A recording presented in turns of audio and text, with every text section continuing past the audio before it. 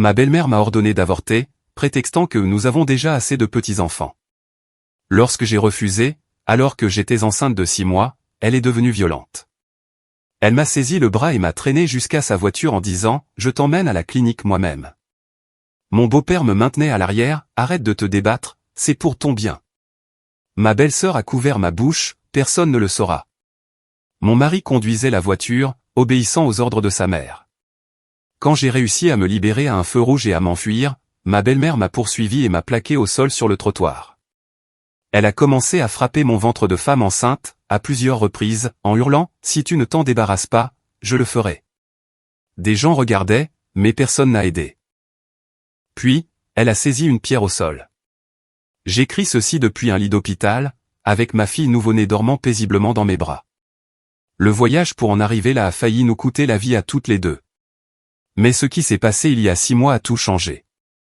Mon nom n'a plus d'importance, car la femme que j'étais est morte sur ce trottoir. La personne qui tape ces mots est quelqu'un de totalement différent. Enceinte de 6 mois, j'étais assise en face de Patricia Whitmore, dans son salon immaculé. Mon mari, Brandon, avait insisté pour que nous rendions visite à ses parents pour le dîner du dimanche, une chose que j'avais fini par redouter. Le regard de Patricia a balayé mon ventre arrondi avec un dégoût non dissimulé, ses lèvres fines pincées en une ligne si serrée qu'elles en étaient devenues blanches. Elle a reposé sa tasse de thé avec une précision délibérée, la porcelaine claquant contre la soucoupe tel le marteau d'un juge. « Nous devons discuter de ta situation », a-t-elle annoncé, ignorant le rôti de bœuf qui refroidissait sur la table derrière nous. Ma situation ? Comme si ma grossesse était un problème nécessitant une résolution immédiate. J'ai posé ma main protectrice sur mon ventre, sentant ma fille donner un coup contre ma paume. Brandon a bougé, mal à l'aise à côté de moi, refusant de croiser mon regard. Cela aurait dû être mon premier avertissement. Il n'y a rien à discuter, ai-je répondu, gardant une voix ferme malgré la glace qui se formait dans ma poitrine. Brandon et moi allons avoir un bébé. Le rire de Patricia fut sec et cassant. Les frères de Brandon nous ont déjà donné 5 petits-enfants. 5 petits-enfants en parfaite santé, qui porteront le nom des Whitmore. Nous n'avons pas besoin d'une autre bouche à nourrir, ni de frais de scolarité supplémentaires à gérer. La cruauté désinvolte de ces mots m'a frappé comme une gifle. Roger Whitmore, le père de Brandon, a hoché la tête depuis son fauteuil en cuir, son expression semblant taillée dans la pierre. Leur fille, Melissa, était assise sur la causeuse, examinant ses ongles manucurés avec une indifférence étudiée. Toute la famille avait orchestré cette intervention, et mon mari m'avait amené ici comme un agneau à l'abattoir. C'est mon enfant, ai-je dit en me levant, malgré mes genoux tremblants. Notre enfant. Vous n'avez aucun droit. Assieds-toi. L'ordre de Patricia a tranché l'air. Tu es hystérique, ce qui est typique de ton état. Nous avons déjà pris des dispositions avec une clinique spécialisée dans les procédures tardives. Ils sont très discrets. Mon sang s'est glacé.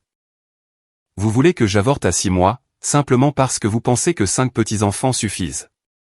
C'est la solution pratique, a interjecté Roger, sa voix portant le même ton autoritaire qu'il utilisait lors des réunions du conseil d'administration. La carrière de Brandon vient juste de décoller. Un bébé maintenant ferait dérailler tout ce que nous avons construit pour cette famille. Tu es encore jeune. Tu pourras en avoir un autre plus tard, quand le moment sera mieux choisi. J'ai regardé Brandon, le suppliant silencieusement de me défendre, de protéger notre fille. Il fixait le tapis perçant sous ses pieds, la mâchoire serrée, mais aucun mot ne sortait. Ce silence m'a dit tout ce que j'avais besoin de savoir sur l'homme que j'avais épousé. Je m'en vais, ai-je annoncé en saisissant mon sac sur la table basse. Nous partons, Brandon, tout de suite. J'ai fait 3 pas vers la porte d'entrée avant que la main de Patricia ne se referme sur mon poignet, tel un piège en acier. Ses ongles parfaitement manucurés s'enfonçaient dans ma peau, assez fort pour faire couler le sang. J'ai essayé de me dégager, mais elle était plus forte que son apparence délicate ne le laissait supposer, sa poigne alimentée par des décennies passées à contrôler tout son entourage. Tu ne vas nulle part tant que nous n'avons pas réglé ça, a-t-elle sifflé en me tirant en arrière. Je t'emmène à la clinique moi-même, aujourd'hui. Tout de suite. La terreur m'a envahi. Lâchez-moi. Brandon, dis à ta mère de me lâcher. Brandon s'est finalement levé, mais au lieu de m'aider, il s'est déplacé pour bloquer la porte d'entrée. Maman a raison. Nous aurions dû en parler avant de lancer cette grossesse. Peut-être devrions-nous considérer ce qui est le mieux pour tout le monde. La trahison était si complète, si totale, que pendant un instant, je n'ai plus pu respirer. Mon mari, l'homme qui avait promis de m'aimer et de me protéger, choisissait sa mère plutôt que notre enfant. Patricia m'a traîné vers la porte du garage, ses ongles dessinant des croissants dans ma chair. J'ai crié, me débattant contre son emprise, mais Roger est apparu de l'autre côté, sa large main écrasant mon épaule. « Arrête de rendre les choses difficiles », a-t-il grogné, sa façade d'homme d'affaires se fissurant pour révéler quelque chose de froid et calculateur en dessous. « Tu es irrationnel. Dans quelques jours, tu nous remercieras de t'avoir empêché de ruiner l'avenir de Brandon. » Ils m'ont traîné à travers le garage comme si j'étais un meuble, mes pieds touchant à peine le sol. La Mercedes blanche de Patricia brillait sous les lumières fluorescentes, sa portière arrière déjà ouverte comme une gueule béante. Roger m'a poussé sur la banquette arrière avec une telle force que ma tête a cogné contre la fenêtre opposée. Des étoiles ont explosé dans mon champ de vision alors que Mélissa montait à côté de moi, son expression toujours exaspérante de vide. « S'il vous plaît », ai-je supplié, sentant le goût du sang là où je m'étais mordu la langue. « S'il vous plaît, ne faites pas ça. C'est une personne. Votre petite fille est une personne. » Ce n'est pas encore une personne, a déclaré Patricia en s'installant au volant. C'est un amas de cellules qui va détruire la carrière de mon fils avant même qu'elle ne commence. Nous corrigeons une erreur avant qu'elle ne devienne permanente. Roger s'est forcé à entrer à l'arrière, me piégeant entre sa masse et le corps plus menu de Mélissa. Ses mains se sont refermées sur mes épaules, me plaquant contre le siège avec une force écrasante. Je ne pouvais plus bouger, je ne pouvais pas m'échapper. Brandon a fait le tour pour vérifier que toutes les portes étaient verrouillées avant de s'installer sur le siège passager. Mon mari m'a regardé dans le rétroviseur, et je n'y ai vu aucun amour, aucun remords, juste le même calcul froid que j'avais vu dans les yeux de son père. « Démarre », a ordonné Roger. Patricia est sortie du garage avec une efficacité fluide, comme si elle kidnappait des femmes enceintes tous les dimanches après-midi. Je me suis débattu contre l'emprise de Roger, mais ses doigts n'ont fait que se resserrer, meurtrissant la peau tendre sous ma clavicule. Chaque mouvement envoyait des douleurs aiguës dans mon abdomen, mon corps protestant contre la violence, alors même que ma fille donnait des coups de pied frénétiques contre mes côtes. « Reste tranquille », a dit doucement Mélissa, ses premiers mots depuis le début de ce cauchemar. « Tu ne fais qu'aggraver ton cas. » Aggraver mon cas. Comme s'il y avait une bonne façon de subir un avortement forcé contre son gré. J'ai tourné la tête vers la fenêtre, désespéré d'attirer l'attention de quelqu'un, n'importe qui pourrait m'aider. Nous traversions leur quartier aisé, passant devant des pelouses manucurées et des voitures coûteuses. Une femme promenant son Golden Retriever a jeté un coup d'œil à la Mercedes de Patricia, n'a rien vu d'inhabituel et a continué son chemin à l'aide, ai-je crié, ma voix étouffée par les fenêtres fermées. Que quelqu'un m'aide. La main de Mélissa a jailli, couvrant ma bouche avec une force surprenante. Sa paume pressait mes lèvres si fort que mes dents entaillaient les tissus mous. J'ai essayé de la mordre, mais elle a anticipé le mouvement, déplaçant sa prise pour éviter mes dents tout en maintenant la pression. Personne ne le saura, a-t-elle chuchoté, son souffle chaud contre mon oreille. Demain, tout sera fini. Maman a déjà dit à tout le monde que tu avais fait une fausse couche. L'histoire est déjà écrite. Tu as juste besoin de jouer ton rôle. Ils avaient planifié tout ça. Probablement depuis des semaines, peut-être depuis le moment où j'avais annoncé ma grossesse. Chaque dîner du dimanche, chaque réunion de famille où Patricia avait souri de manière crispée et posé des questions intrusives sur mes soins prénataux, elle rassemblait des renseignements, attendant le bon moment pour exécuter son plan. Et Brandon l'avait aidé à chaque étape. La circulation s'est densifiée alors que nous entrions dans le quartier commercial. À travers mes larmes, j'ai reconnu le complexe médical où se trouvait le cabinet de mon obstétricienne. M'emmenait-il vraiment là-bas? Le docteur Montgomery les aiderait-elle, ou appellerait-elle la police? L'espoir a vacillé dans ma poitrine, faible et fragile. Mais Patricia a dépassé le complexe médical, s'enfonçant plus profondément dans un quartier de la ville que je ne reconnaissais pas. Les bâtiments industriels ont laissé place à des centres commerciaux délabrés, leur parking à moitié vide, même un dimanche après-midi. Elle s'est garée sur un terrain derrière un bâtiment anodin aux fenêtres occultées. L'enseigne était si délavée que je ne pouvais pas lire le nom. Nous y sommes, a annoncé Patricia en coupant le moteur. Roger, amène-la à l'intérieur. Mélissa, aide ton père. Les portes se sont déverrouillées avec un clic doux qui résonnait comme un glas. Roger m'a tiré hors de la banquette arrière, mes pieds pendant au-dessus de l'asphalte fissuré. J'ai donné un coup de pied en arrière, mon talon percutant son tibia assez fort pour le faire grogner. Et, pendant un moment magnifique, sa prise s'est relâchée.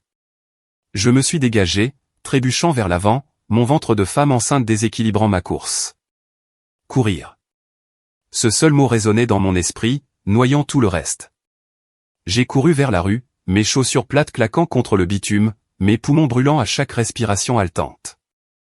Derrière moi, j'entendais Patricia hurler, j'entendais le tonnerre des pas qui me poursuivaient. Ma fille donnait des coups violents, comme si elle comprenait le danger, me poussant à avancer. J'ai atteint le trottoir juste au moment où un feu de signalisation passait au rouge devant moi. Les voitures ont ralenti pour s'arrêter, créant une barrière entre moi et la fuite. Mes jambes tremblaient déjà après le sprint, mon corps affaibli par la grossesse luttant pour me porter. J'ai agité les bras frénétiquement vers les voitures arrêtées, espérant que quelqu'un verrait ma terreur, comprendrait. « Aidez-moi » ai-je hurlé au conducteur. « S'il vous plaît, ils essaient de faire du mal à mon bébé. » Un homme d'âge moyen dans une Toyota m'a regardé avec inquiétude, sa main se dirigeant vers la poignée de sa portière. Mais avant qu'il ne puisse l'ouvrir, Patricia m'a percuté par derrière. Nous nous sommes écrasés ensemble sur le trottoir, le béton écorchant la peau de mes paumes et de mes genoux. L'impact a chassé l'air de mes poumons, me laissant haletante et impuissante. « Espèce de fille stupide et égoïste » a grogné Patricia, me retournant sur le dos avec une force terrifiante. Son visage se dressait au-dessus de moi, déformé par la rage, toute prétention de raffinement ayant disparu. « Tu penses que tu peux me défier ? Tu penses que tu peux ruiner tout ce que j'ai construit pour mon fils ? » Son poing a percuté mon estomac, s'enfonçant profondément dans la chair tendre qui protégeait ma fille. La douleur a explosé dans tout mon corps, chauffée à blanc et aveuglante. J'ai essayé de me mettre en boule pour me protéger, mais Patricia me frappait déjà à nouveau, ses jointures trouvant mon abdomen avec une précision cruelle. Chaque coup envoyait des ondes de choc à travers mon corps, et j'ai senti quelque chose se déchirer en moi.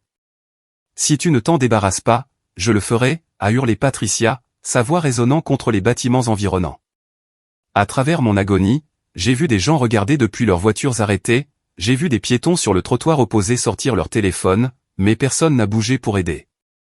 Ils filmaient à la place, documentant mon agression, mais n'offrant aucune intervention.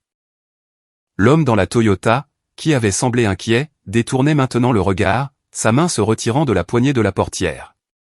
Les doigts de Patricia ont gratté le sol à côté de nous, se refermant sur une pierre déchiquetée, de la taille d'une balle de baseball. Elle l'a levée au-dessus de sa tête, son intention clairement écrite sur ses traits déformés. Elle allait écraser mon ventre, elle allait tuer ma fille juste là, sur ce trottoir public, alors que des dizaines de personnes regardaient sans rien faire. Le temps a semblé ralentir. J'ai vu la pierre commencer son arc descendant.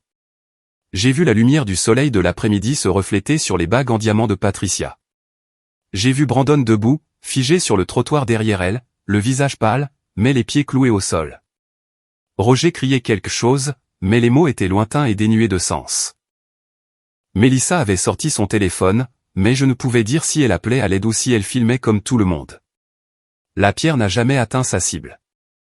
Un mouvement flou s'est transformé en une femme en tailleur, son bras interceptant le poignet de Patricia en plein élan. La pierre est tombée de la main de Patricia, claquant inoffensivement contre le bitume. Ma sauveuse était grande et puissamment bâtie, son expression taillée dans le granit alors qu'elle tordait le bras de Patricia derrière son dos avec une efficacité rodée. « Ça suffit » a dit la femme, sa voix portant une autorité militaire. La police est déjà en route. Patricia s'est débattue, mais la prise de la femme était inébranlable. Elle a forcé Patricia à se mettre face contre terre sur le trottoir, utilisant le poids de son corps pour la maintenir clouée au sol. J'ai entendu des sirènes approcher, leur hurlement traversant l'air de l'après-midi. Le feu était passé au vert, mais personne ne bougeait. L'intersection entière était devenue un tableau figé, tout le monde regardant ce drame se dérouler. « Restez allongé » a dit une autre voix. Et j'ai réalisé qu'une deuxième personne était arrivée. Un homme plus jeune, en tenue de course, s'est agenouillé à côté de moi, ses mains planant avec incertitude au-dessus de mon ventre meurtri. « N'essayez pas de bouger. L'ambulance arrive. »« Mon bébé » ai-je chuchoté, ma voix à peine audible. « S'il vous plaît, mon bébé. Respirez, c'est tout, a-t-il dit, le visage plissé par l'inquiétude. Les secours arrivent. Vous allez vous en sortir. Mais je n'allais pas bien. Je pouvais sentir une chaleur humide se répandre entre mes jambes. Je pouvais sentir les mouvements de ma fille devenir plus faibles et plus erratiques. Patricia avait causé de graves dégâts. Et alors même que les voitures de police s'arrêtaient en crissant autour de nous, alors même que les ambulanciers se précipitaient avec un brancard et du matériel médical, je savais que ma vie s'était scindée en deux moitiés distinctes, avant ce moment, et tout ce qui viendrait après. Le trajet en ambulance fut un flou de voix et d'équipements médicaux. Je me souviens des ambulanciers découpant mes vêtements trempés de sang. Je me souviens de la peur dans leurs yeux alors qu'ils travaillaient pour me stabiliser. Je me souviens avoir demandé des nouvelles de mon bébé encore et encore, jusqu'à ce que l'un d'eux prononce finalement les mots que je redoutais, « Nous faisons tout ce que nous pouvons ». L'entrée des urgences de l'hôpital Saint-Anthony nous a engloutis tout entier. Médecins et infirmières fourmillaient autour de mon brancard, leur visage masqué par une inquiétude professionnelle alors qu'ils me roulaient vers la chirurgie. Quelqu'un posait des questions sur le plus proche parent, sur qui contacter, et je me suis entendu donner le numéro de mes parents au lieu de celui de Brandon. Mon mari avait essayé d'aider sa mère à assassiner notre enfant. Il ne serait plus jamais mon plus proche parent. L'opération a duré 4 heures. Quand j'ai enfin ouvert les yeux en salle de réveil, ma mère, Victoria, était assise à côté de mon lit, des larmes coulant sur son visage. Derrière elle se tenait mon père, Gérald, son expression mêlant chagrin et rage à peine contenue. Aucun des deux n'a parlé immédiatement, et leur silence m'a dit ce que j'avais besoin de savoir. Elle est vivante, a dit le médecin en entrant dans la chambre, une tablette à la main. Votre fille est vivante, bien que ce fût extrêmement juste. Quelques minutes de plus, et le décollement placentaire aurait été fatal pour vous deux. En l'état, nous avons dû pratiquer une césarienne d'urgence. Votre petite fille est en soins intensifs néonataux, mais elle se bat. C'est une battante, tout comme sa mère. Le soulagement et la terreur se livraient bataille dans ma poitrine. Vivante. Ma fille était vivante. Mais à 26 semaines, les dangers auxquels sont confrontés les prématurés étaient astronomiques, hémorragie cérébrale, détresse respiratoire, retard de développement. La liste des complications potentielles s'étirait sans fin devant nous. Puis-je la voir, ai-je demandé, la voix brisée. Bientôt, a promis le médecin. Pour l'instant, vous devez vous reposer et guérir. Vous avez subi un traumatisme important. La police attend dehors pour prendre votre déposition quand vous serez prête. La police. C'est vrai. Patricia m'avait agressé dans une rue publique devant des dizaines de témoins. Même dans mon brouillard de douleur et de peur, je comprenais l'ampleur de ce qui s'était passé. Ma belle-mère avait tenté d'assassiner mon enfant à naître, et il y aurait des conséquences. L'inspectrice Laura Brennan était une femme pragmatique, dans la quarantaine, qui avait vu toutes les formes de violence que les humains peuvent s'infliger. Elle a installé un appareil d'enregistrement sur ma table de chevet et a sorti un bloc-notes, son stylo prêt à écrire. « Dites-moi tout », a-t-elle dit. « Commencez par le début. » Alors, je l'ai fait. Je lui ai parlé du dîner du dimanche, de l'exigence de Patricia que j'avorte, du fait d'avoir été traîné jusqu'à la voiture et maintenu par la famille de mon mari. J'ai décrit la tentative d'avortement forcé, mon évasion et l'agression de Patricia sur le trottoir. Je n'ai rien omis, même les parties qui me faisaient me sentir stupide et faible de n'avoir rien vu venir. Nous avons des vidéos provenant de multiples témoins, a déclaré l'inspectrice Brennan quand j'ai eu fini. Votre belle-mère est actuellement en garde à vue, tout comme votre mari et votre beau-père. La belle-sœur également. Ils font tous face à des accusations graves. Enlèvement, agression, tentative de féticide. Votre mari risque des poursuites pour complicité. Féticide. Le terme légal pour le meurtre d'un enfant à naître. Je n'avais jamais imaginé que ce mot s'appliquerait à ma vie, décrirait ce que mon propre mari avait aidé sa famille à tenter de faire. L'homme avec qui j'avais échangé des vœux, qui avait promis de me chérir et de me protéger, avait conduit la voiture censée me livrer à un avortement forcé illégal. Que va-t-il se passer maintenant, ai-je demandé. Cela dépend de plusieurs facteurs, a répondu l'inspectrice Brennan. Le procureur examinera les preuves et déterminera les charges finales. Compte tenu de la gravité et de la préméditation évidente, je m'attends à ce qu'il poursuive avec la plus grande fermeté. La famille de votre mari est riche et a des relations, mais ils ont commis ces crimes en plein jour avec de multiples témoins. Ce n'est pas quelque chose que l'argent peut faire disparaître. Mon père, qui était resté silencieux jusqu'à présent, a finalement parlé. Nous engageons les meilleurs avocats que nous pourrons trouver. Des avocats pénalistes pour s'assurer que Patricia et Roger aillent en prison, et des avocats spécialisés en divorce pour s'assurer que Brandon perde tout. Brandon ne verra jamais un centime de ta part ou de celle de notre petite fille. Notre petite fille. Les mots restaient suspendus dans l'air, fragiles et pleins d'espoir. Elle n'était pas morte. Contre toute attente, ma fille avait survécu à la brutalité de Patricia. Maintenant, nous devions juste nous assurer qu'elle continue de survivre, jour après jour, heure après heure. Ils m'ont emmené en fauteuil roulant aux soins intensifs plus tard dans la soirée. Ma fille gisait dans une couveuse, à peine 1,5 kg de peau ridée et de détermination. Des tubes et des fils la reliaient à des machines qui surveillaient chaque battement de cœur, chaque respiration. Elle était si incroyablement petite, son corps entier faisant la longueur de mon avant-bras. Mais sa minuscule poitrine se soulevait et s'abaissait régulièrement. Et quand je l'ai touchée à travers le hublot de la couveuse, ses doigts miniatures se sont enroulés autour des miens. « Bonjour, Grace », ai-je chuchoté, choisissant son nom à cet instant précis. « Je suis ta maman. Je suis tellement désolé que cela te soit arrivé. Mais je te promets que tu es en sécurité maintenant. Plus personne ne te fera de mal. » Le lendemain matin a apporté la nouvelle que la libération sous caution de Patricia avait été refusée. Le juge avait examiné les preuves vidéo et l'avait jugée dangereuse pour moi et pour ma fille. Roger a été libéré sous caution mais a été équipé d'un bracelet électronique, avec ordre de rester à au moins 500 mètres de moi à tout moment. Melissa a été libérée sur engagement personnel avec des restrictions similaires. Brandon est resté en détention, son audience pour la caution étant prévue plus tard dans la semaine. Mes parents ont engagé Theodore Walsh, l'un des avocats pénalistes les plus agressifs de Chicago, pour agir en tant qu'avocat des victimes tout au long des poursuites. Theodore était un requin dans un costume coûteux, sa réputation s'étant bâtie sur la destruction des accusés qui faisaient du mal aux femmes et aux enfants. Dans les 24 heures suivant son engagement, il a déposé des motions pour que la caution de Brandon soit refusée et a commencé à monter un dossier civil qui dépouillerait la famille Whitmore de tous les biens qu'ils possédaient. Ils vont prétendre que Patricia a eu une crise psychotique, a expliqué Theodore lors de notre première réunion dans ma chambre d'hôpital. Une folie passagère provoquée par le stress ou les médicaments. La défense la dépeindra comme une grand-mère dévouée qui a perdu le contrôle dans un moment d'irrationalité. Ils essaieront de réduire les charges à une simple agression. Peuvent-ils faire ça, a demandé ma mère, la voix aiguë d'inquiétude. Ils peuvent essayer, a répondu Theodore avec un sourire froid. Mais nous avons ses propres mots en vidéo.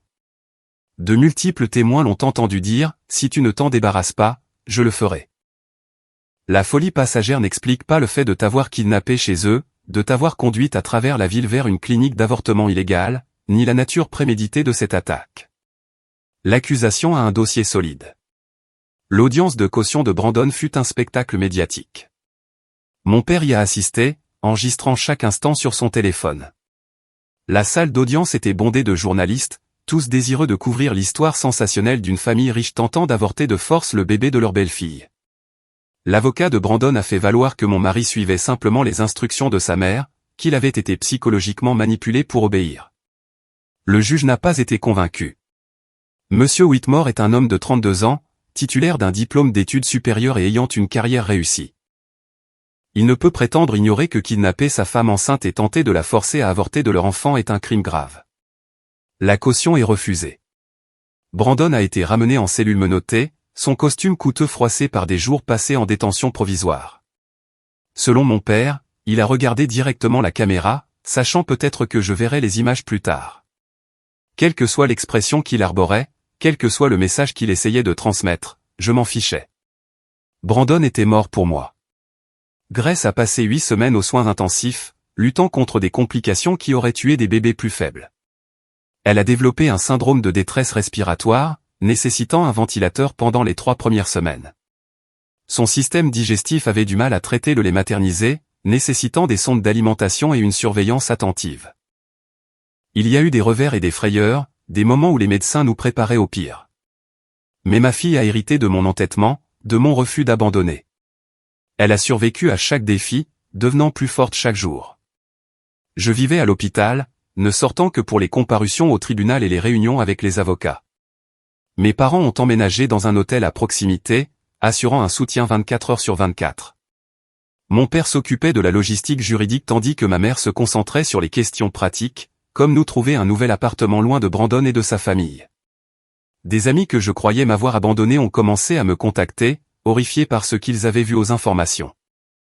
Plusieurs ont témoigné lors des audiences préliminaires, fournissant des preuves de moralité sur la nature dominatrice de Patricia et la soumission lâche de Brandon. Les procès criminels se sont déroulés rapidement malgré la complexité des accusations. Le procureur, désireux de faire un exemple d'une affaire aussi médiatisée, a fait pression pour des procédures accélérées. Patricia est passée en jugement la première, faisant face à des accusations d'agression avec intention de commettre un féticide, d'enlèvement et de tentative de féticide. Son avocat de la défense a essayé toutes les ruses de son vaste répertoire, mais les preuves vidéo étaient accablantes. Le procès a duré 3 semaines. J'ai témoigné le 4e jour, décrivant avec des détails atroces chaque instant de ce terrible dimanche. L'avocat de la défense a essayé de me déstabiliser pendant le contre-interrogatoire, suggérant que j'avais provoqué Patricia en étant délibérément difficile au sujet de la grossesse. Théodore a immédiatement objecté, et le juge a soutenu l'objection, avertissant la défense de ne pas blâmer la victime. Le jury a délibéré pendant moins de 4 heures. Coupable de tous les chefs d'accusation. L'audience de détermination de la peine de Patricia fut surréaliste. Elle se tenait devant le juge dans une combinaison orange, ses vêtements de créateur et sa coiffure parfaite remplacés par des vêtements de prison et des racines grises apparaissant sous sa teinture. Elle a clamé son innocence jusqu'à la fin, insistant sur le fait qu'elle avait seulement essayé de protéger l'avenir de son fils.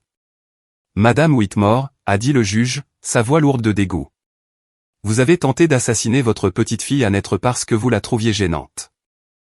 Vous n'avez montré aucun remords à l'époque et n'en montrez aucun aujourd'hui. Cette cour vous condamne à 20 ans de prison d'État, sans possibilité de libération conditionnelle avant les 10 premières années. 20 ans. Patricia avait 63 ans. Elle en aurait 83 avant même d'être éligible à la libération conditionnelle, à supposer qu'elle survive aussi longtemps. Le procès de Roger a suivi immédiatement après, ses charges étant légèrement moins sévères puisqu'il n'avait participé qu'à l'enlèvement et à la contrainte. Il a écopé de 12 ans, son empire commercial s'effondrant alors que la nouvelle de sa condamnation se répandait dans la communauté d'affaires de Chicago. Melissa a accepté une négociation de peine, acceptant de témoigner contre Brandon en échange de 5 ans de probation et d'un suivi psychologique obligatoire. Son témoignage fut dévastateur, révélant que Patricia planifiait l'avortement forcé depuis des semaines, en discutant ouvertement avec sa fille et son mari. Brandon était au courant du plan, l'avait accepté, et avait même suggéré le moment opportun. Le procès de Brandon fut le plus douloureux. Voir mon mari sur le banc des accusés, écouter les procureurs détailler comment il avait trahi chaque vœu qu'il m'avait fait, a détruit tous les sentiments résiduels que j'aurais pu nourrir. Sa défense a plaidé la contrainte, arguant qu'il craignait la colère de sa mère plus que les conséquences juridiques. Le jury a immédiatement vu clair dans son jeu. 15 ans pour enlèvement, agression et conspiration en vue de commettre un féticide. Mon mari aurait 47 ans avant de goûter à nouveau à la liberté. Les procès civils furent tout aussi brutaux. Théodore s'est attaqué à tous les biens que la famille Whitmore possédait, arguant que leur richesse avait permis ce crime et que je méritais une compensation pour mon traumatisme et les frais médicaux de Grace. L'entreprise sidérurgique de Roger a été liquidée pour payer le jugement. Leur résidence principale à Lincoln Park a été saisie et vendue. Les comptes d'investissement, les maisons de vacances, même la collection de bijoux de Patricia, tout a été converti en argent et placé dans un trust pour l'avenir de Grace. Au moment où la poussière juridique est retombée, j'étais financièrement indépendante. Le règlement s'élevait à 14 millions de dollars, plus d'argent que je n'aurais pu gagner en 3 vies. Théodore a structuré le tout de manière à ce que Brandon ne puisse jamais toucher un centime, même s'il parvenait d'une manière ou d'une autre à revendiquer ses droits parentaux après sa libération. Le trust financerait l'éducation de Grace, ses soins médicaux, et lui assurerait une sécurité financière longtemps après mon départ. Mais l'argent ne pouvait pas réparer ce qui avait été brisé en moi. Je croyais au mariage, à la famille, à la bonté fondamentale des gens que nous choisissons de laisser entrer dans nos vies. Patricia et Brandon avaient brisé ces croyances, révélant la noirceur qui pouvait se tapir sous les sourires polis et les dîners du dimanche. J'avais failli tout perdre. Ma vie, ma fille, ma capacité à faire confiance. Grace est rentrée de l'unité de soins intensifs néonataux 2 jours après la condamnation de Brandon. Elle était encore minuscule, pesant à peine 3 kilos, mais elle était en bonne santé et forte. Les médecins étaient optimistes quant à son développement, ne voyant aucun signe des complications catastrophiques qu'ils avaient redoutées. Mes parents m'ont aidé à m'installer dans notre nouvel appartement à Evanston, loin de l'influence de la famille Whitmore. Apprendre à être mère tout en se remettant d'un traumatisme fut une épreuve à part entière. Chaque fois que Grace pleurait, je me souvenais de ses faibles coups de pied dans la couveuse. Chaque fois que je changeais sa couche, je voyais le visage de Patricia déformé par la rage. Des cauchemars me tourmentaient, des reconstitutions vivaces de cette agression sur le trottoir qui me laissaient haletante et terrifiée. Ma thérapeute, le docteur Sarah Hoffman, était spécialisée dans le rétablissement après un traumatisme. Elle m'a aidé à comprendre que la guérison n'était pas linéaire, qu'il y aura de bons jours et des jours terribles. Tu as survécu, me rappelait le docteur Hoffman lors des séances particulièrement sombres. Tu as protégé ta fille avec ton propre corps. Ce n'est pas de la faiblesse. C'est la chose la plus forte que quiconque puisse faire. L'attention médiatique s'est progressivement estompée, remplacée par de nouveaux scandales et tragédies. De temps en temps, quelqu'un me reconnaissait à cause de la couverture médiatique, ses yeux s'écarquillant de reconnaissance avant de détourner rapidement le regard. J'ai appris à ignorer les chuchotements, les doigts pointés. Ma concentration s'est resserrée sur Grace et ses besoins, sur la construction d'une vie où elle ne connaîtrait jamais la violence qui avait marqué son entrée dans ce monde. Grace a maintenant 6 mois, en âge corrigé pour sa naissance prématurée. Elle franchit toutes les étapes de son développement, son pédiatre étant étonné par ses progrès. Elle sourit quand je lui chante des chansons, rit aux grimaces de mon père et attrape tout ce qui est à sa portée avec ses doigts potelés et déterminés. Elle a mes yeux, mais heureusement aucun des traits de Brandon. La regarder, c'est comme contempler un miracle, la preuve que l'amour peut triompher du mal. J'ai reçu une lettre de Brandon la semaine dernière, sortie clandestinement par l'un de ses anciens collègues qui pensait que je voudrais la lire. La lettre était pleine d'excuses, de justifications sur le fait d'avoir été élevé par Patricia, de supplications pour obtenir le pardon et une chance de connaître sa fille. Je l'ai lu une fois, puis je l'ai passé dans ma déchiqueteuse. Brandon a fait ses choix ce terrible dimanche. Il a choisi l'approbation de sa mère plutôt que la sécurité de sa femme, a choisi la loyauté familiale plutôt que la décence humaine fondamentale. Il n'y a pas de seconde chance pour les hommes qui aident leur mère à essayer d'assassiner leurs propres enfants. Patricia écrit aussi, bien que ces lettres ne me parviennent jamais. Mon avocat les intercepte, documentant chacune d'elles comme preuve de harcèlement continu. Apparemment, elle est convaincue qu'elle n'a rien fait de mal, qu'elle protégeait Brandon d'une terrible erreur. Son délire est complet et inébranlable. Les lettres de Roger sont différentes, pleines de regrets et d'autocritique, me suppliant d'amener Grace le voir en prison. Ces lettres vont aussi directement dans les dossiers de preuves. Je reconstruis ma vie pièce par pièce, bâtissant quelque chose de nouveau sur les décombres de ce que Patricia a détruit. J'ai repris mes études, poursuivant un diplôme en travail social avec une spécialisation dans la violence domestique. Mon expérience m'a appris à quelle vitesse la famille peut devenir l'ennemi, comment les institutions échouent à aider les femmes en crise.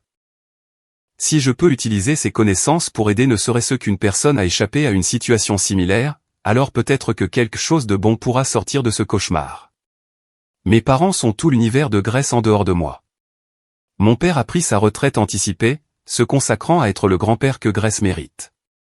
Ma mère gère les aspects pratiques de nos vies que le traumatisme rend parfois trop difficiles, prendre les rendez-vous, gérer les finances, s'assurer que nous prenons des repas réguliers. Leur soutien est indéfectible, leur amour pour Grace absolu. Parfois, je me demande à quoi pense Patricia maintenant, enfermée dans sa cellule avec rien d'autre que du temps et des regrets. Comprend-elle l'ampleur de ce qu'elle a détruit? Reste-t-elle éveillée la nuit, se remémorant le bruit de son poing percutant mon ventre de femme enceinte? Ou s'est-elle convaincue qu'elle est la victime ici? Que je lui ai en quelque sorte forcé la main en refusant d'obéir? Cela n'a pas d'importance. Patricia a perdu tout ce qui a jamais compté pour elle, sa liberté, sa richesse, la réputation de sa famille, l'avenir de son fils. Elle mourra en prison, oubliée et seule, tandis que Grace grandira entourée de gens qui mourraient avant de laisser quiconque lui faire du mal. C'est ça la justice, même si elle a eu un prix terrible.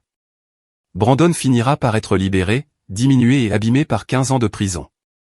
Il émergera dans un monde qui aura avancé sans lui, sa carrière détruite, son nom de famille toxique. Il n'aura jamais de relation avec sa fille, ne l'accompagnera jamais jusqu'à l'hôtel et ne rencontrera jamais ses petits-enfants. L'homme qui était trop faible pour tenir tête à sa mère fera face à des décennies de conséquences pour cette faiblesse. Je ne leur pardonne pas. Le pardon impliquerait qu'ils le méritent, que leurs actions étaient d'une certaine manière pardonnables. On ne pardonne pas à quelqu'un d'avoir essayé d'assassiner son enfant. On leur survit. On s'assure qu'ils ne pourront plus jamais faire de mal à personne. Et on construit une vie si belle et si pleine que leur malveillance ne devient rien de plus qu'une ombre lointaine. Grace commence à rire aux éclats quand je fais des bruits de prout sur son ventre. Le son remplit notre appartement, pur et joyeux, non souillé par la connaissance de ce que sa grand-mère a essayé de lui faire. Elle grandira en connaissant la vérité, un jour. Je ne lui mentirai pas sur l'endroit où se trouve son père ou pourquoi nous ne voyons jamais sa famille. Mais elle grandira aussi en sachant qu'elle est aimée férocement et protégée absolument. La femme en tailleur qui a tiré Patricia de sur moi s'appelait Catherine Reeves. C'était une ancienne policière militaire qui m'avait vu courir et avait immédiatement compris que quelque chose n'allait pas. Catherine a témoigné à tous les procès, son récit lucide de la brutalité de Patricia laissant les jurés visiblement secoués. Nous sommes restés en contact, nous retrouvant pour un café de temps en temps. Elle est devenue une amie improbable, quelqu'un qui comprend la violence et la survie d'une manière que la plupart des gens ne connaîtront jamais. Tu as bien agi, m'a dit Catherine lors de notre dernière rencontre, en regardant Grace mâchouiller un anneau de dentition dans sa poussette. Tu t'es battu pour elle quand c'était le plus important. C'est tout ce qu'un parent peut faire. Se battre pour Grace sera l'œuvre de ma vie. Se battre pour s'assurer qu'elle grandisse en sécurité et aimée. Se battre pour aider d'autres femmes à échapper à des situations dangereuses. Se battre pour s'assurer que le mal de Patricia ne gagne pas. Chaque jour où Grace s'épanouit est une victoire. Chaque étape qu'elle franchit est la preuve que l'amour est plus fort que la haine, que la détermination peut surmonter même les circonstances les plus sombres. Je garde une seule photo de mon ancienne vie. Un selfie pris à 3 mois de grossesse. Je suis rayonnante, heureuse, naïve face aux horreurs à venir. Cette femme ne savait pas que sa belle-mère était un monstre. Ne savait pas que son mari était un lâche. Elle croyait aux contes de fées et aux fins heureuses. Regarder cette photo maintenant donne l'impression de voir une étrangère, quelqu'un dont j'envie et plein l'innocence simultanément. La femme que je suis maintenant est plus dure, plus sage, marquée de cicatrices qui ne guériront jamais complètement. Mais je suis aussi plus forte que je ne l'aurais jamais imaginé possible. J'ai survécu à une tentative de meurtre. J'ai accouché d'un bébé prématuré et je l'ai regardé se battre pour chaque respiration. J'ai fait face à mes agresseurs au tribunal et j'ai vu la justice prévaloir. J'ai construit une nouvelle vie à partir d'une dévastation absolue. Grace ne se souviendra jamais du jour où elle a failli être tuée. Elle ne portera jamais de souvenir conscient des tubes et des moniteurs, de la lutte pour la survie dans une couveuse. Mais je m'en souviendrai pour nous deux. Je me souviendrai du visage de Patricia déformé par la rage. Je me souviendrai de cette pierre levée haut. Je me souviendrai du moment où j'ai compris que mon mari avait choisi sa mère plutôt que notre enfant. Ces souvenirs sont gravés dans mon âme. Permanents et immuables. Ils sont aussi mon armure. Chaque fois que je doute de moi, chaque fois que la peur menace de me submerger, je me souviens que j'ai survécu au pire jour de ma vie. Si j'ai pu endurer l'agression de Patricia, si j'ai pu protéger Grace avec rien d'autre que mon propre corps et ma détermination, alors je peux gérer tous les défis que l'avenir me réserve. Ceci est ma vérité. J'ai été presque détruite par les gens qui auraient dû m'aimer le plus. Mais j'ai refusé de les laisser gagner. J'ai survécu. Grace a survécu. Et nous construisons quelque chose de beau à partir des cendres de ce qu'ils ont essayé de brûler. Patricia est en prison. Brandon est en prison. Roger est en prison. Et je suis là, à regarder ma fille découvrir ses orteils et s'entraîner à se retourner. Témoin de miracles chaque jour. C'est ma vengeance. Bien vivre, élever Grace pour qu'elle soit forte et gentille. S'assurer que l'héritage de la famille Whitmore soit fait de honte plutôt que de fierté. Il voulait effacer ma fille de l'existence. Au lieu de cela, elle est le centre de mon univers. La raison pour laquelle je me réveille chaque matin déterminé à rendre le monde meilleur. Patricia a essayé de nous détruire toutes les deux et a fini par ne détruire qu'elle-même. Grace babille maintenant, sa voix montant et descendant dans des approximations de langage. Mon père insiste sur le fait qu'elle essaie de dire son nom, bien que je pense que ce soit juste un joyeux charabia. Quoi qu'il en soit, ce son me remplit d'un amour féroce et protecteur. Cet enfant, ce miracle, est à moi, je dois la protéger et l'élever. Personne ne lui fera plus jamais de mal. J'ai fait cette promesse aux soins intensifs, et je la tiendrai jusqu'à mon dernier souffle. L'avenir s'étend devant nous, plein de possibilités que Patricia a essayé de nous voler. Les premiers mots de Grace, ses premiers pas, son premier jour d'école, les fêtes d'anniversaire et les matchs de football, la rébellion adolescente, la remise des diplômes universitaires et la réussite professionnelle, et peut-être un jour ses propres enfants. Chaque instant est un cadeau, précieux au-delà de toute mesure parce que j'ai failli tout perdre sur un trottoir il y a 6 mois. Je n'écris pas cette histoire pour attirer la sympathie ou l'attention, mais comme une trace. Un jour, quand Grace sera assez grande pour comprendre, je la partagerai avec elle. Elle mérite de connaître la vérité sur ses origines, sur les gens qui ont essayé d'empêcher son existence. Mais elle mérite aussi de savoir qu'elle a été aimée, que sa mère s'est battue pour elle, que le mal n'a pas triomphé. À quiconque lisant ceci et se trouvant dans une situation même vaguement similaire, courez, battez-vous, criez, faites tout ce qu'il faut pour vous protéger et protéger vos enfants des membres de la famille qui vous voient comme des obstacles plutôt que comme des personnes. Les gens qui devraient nous aimer le plus nourrissent parfois les intentions les plus sombres.